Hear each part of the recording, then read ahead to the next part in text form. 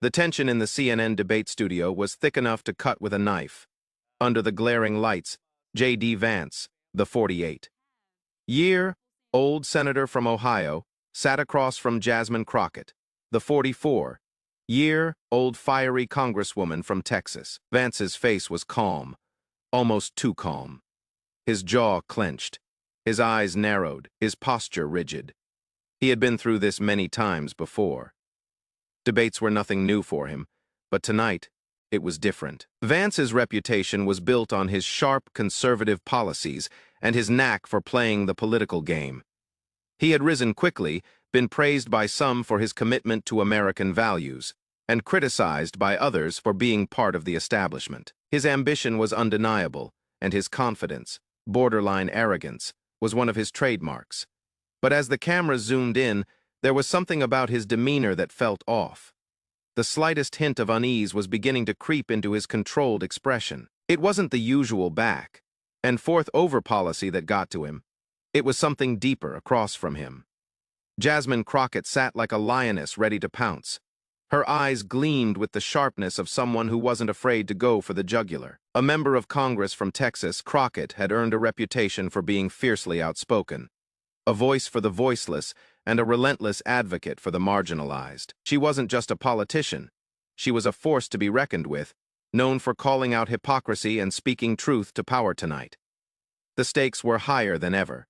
The debate was set up to discuss America's future, but something about the atmosphere told everyone watching that this wasn't just going to be about politics. This was about identity, loyalty, and what it meant to truly understand America. Anderson Cooper, the ever-composed anchor, introduced the topic. Tonight, we will hear from two politicians who represent drastically different views of America's future. J.D. Vance, who advocates for more restrictive policies, and Jasmine Crockett, who champions progress and equality. But this isn't just about policy. This is about the soul of America. As Cooper spoke, Vance adjusted his tie, clearly ready to engage. But as the first question hit the airwaves, things would take a turn that neither of them saw coming. Senator Vance, do you believe your vision of America is truly inclusive, or does it alienate large portions of the population? Cooper asked, his voice steady but curious. Vance took a deep breath, ready to launch into his typical polished response. America is built on hard work and traditional values.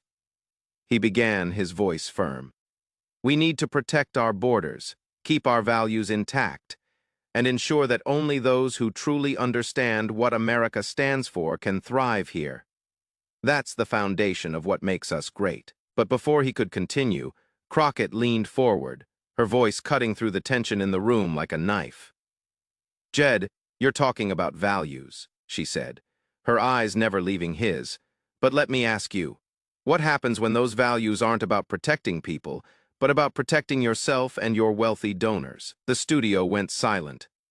Vance's expression tightened as he tried to maintain his composure. But the subtle shift in his face betrayed him. This wasn't the debate he was expecting, and that was only the beginning.